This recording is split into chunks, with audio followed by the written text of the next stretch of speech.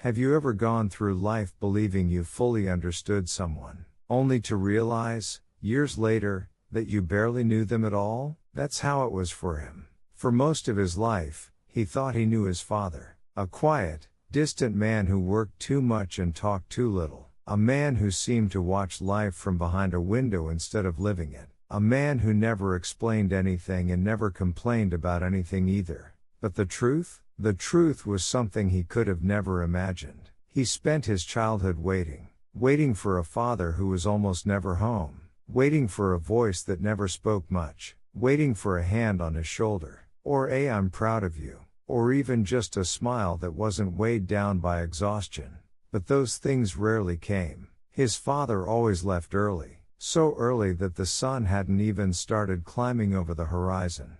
By the time the boy woke up for school, the house felt cold and empty, as if nothing had ever happened the day before. He remembered tiptoeing into the kitchen some mornings, hoping maybe today would be different. Maybe Dad would be sitting there, drinking coffee, smiling the way fathers do in movies. But the chair was always empty, the mug untouched, the silence overwhelming. When he asked his mother where his father was, she always said the same thing. "He's working, sweetheart. He's doing his best." He didn't understand that. How could working be more important than showing up to his school play, or his baseball game, or just being there for dinner? Every childhood memory seemed to have his father missing from it, a blank space where a father should have been. When he was 10, he had a school father-son event. He practiced for weeks. He imagined his father walking through the school doors, proud, smiling, maybe even surprised at how well he did.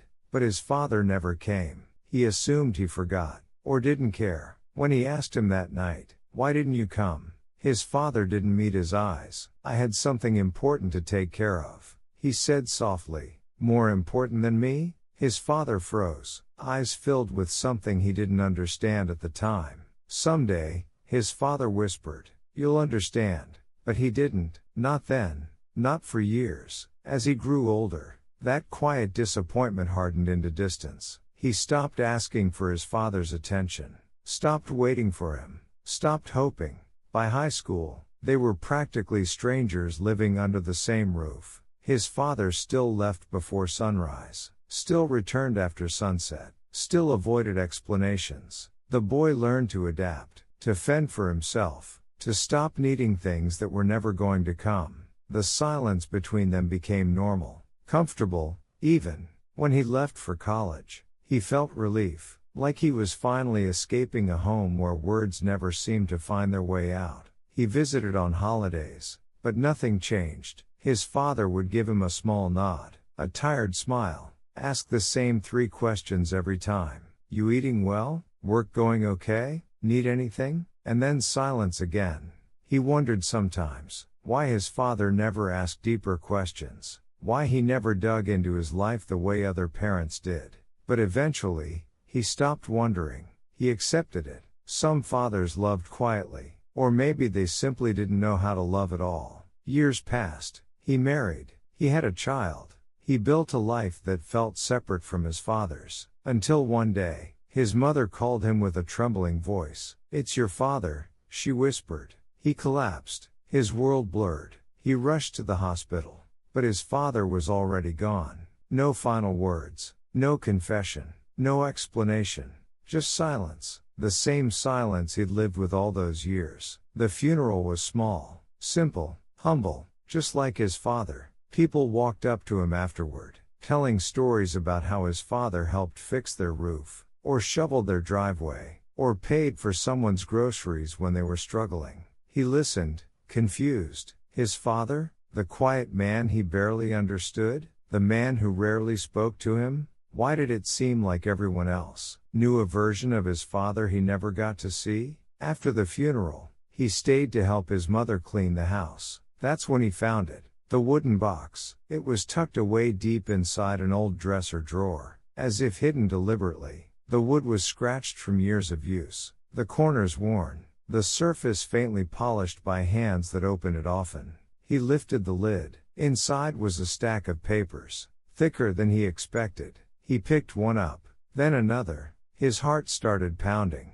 They were medical bills. All of them had his name on them. Dates from when he was 2, 3, 4, 5, different hospitals, different treatments, different states of urgency. His hands trembled. What is this? He searched through the papers frantically, trying to piece together a past he didn't even know existed. He found doctor notes about severe infections, X-ray fees, surgery estimates, medication lists, emergency treatments, repeated visits. He didn't remember being sick. He didn't remember hospitals. He didn't remember any of it. Then, beneath the last stack, he found an envelope, yellowed, soft at the edges, addressed to him, in a handwriting he recognized instantly. His father's. He opened it slowly. Inside was a letter, longer than he expected, written in faded blue ink, that seemed to hold decades of emotions. Son, if you are reading this, it means I was not brave enough to tell you in person.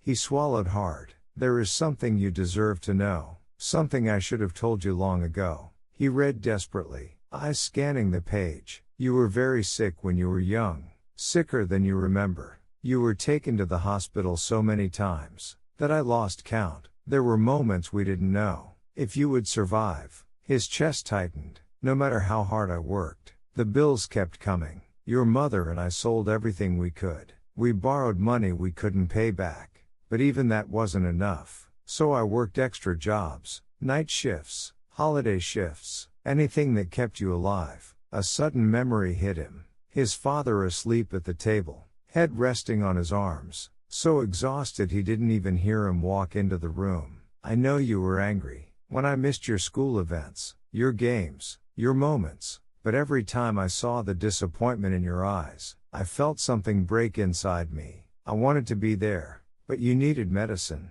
more than you needed applause. Tears blurred the ink. I kept every bill, not because I wanted to remember the pain, but because they reminded me of every miracle you survived. Every day you stayed with us was worth all the exhaustion in the world. He sank to the floor, letter trembling in his hands. His father continued, I know I wasn't the father you wanted, but I tried to be the father you needed, a father who worked quietly in the background, so you could live freely in the light. He choked back a sob. I wish I had told you sooner. I wish I had been brave enough to share the truth, but I was afraid you would feel guilty, and I never wanted that for you. His breath broke. I loved you, son, more than my life, more than my dreams, more than you will ever know. The letter slipped from his fingers. Everything made sense now. The exhaustion, the silence, the distance, the missed events, the long hours, the heavy eyes. His father wasn't absent.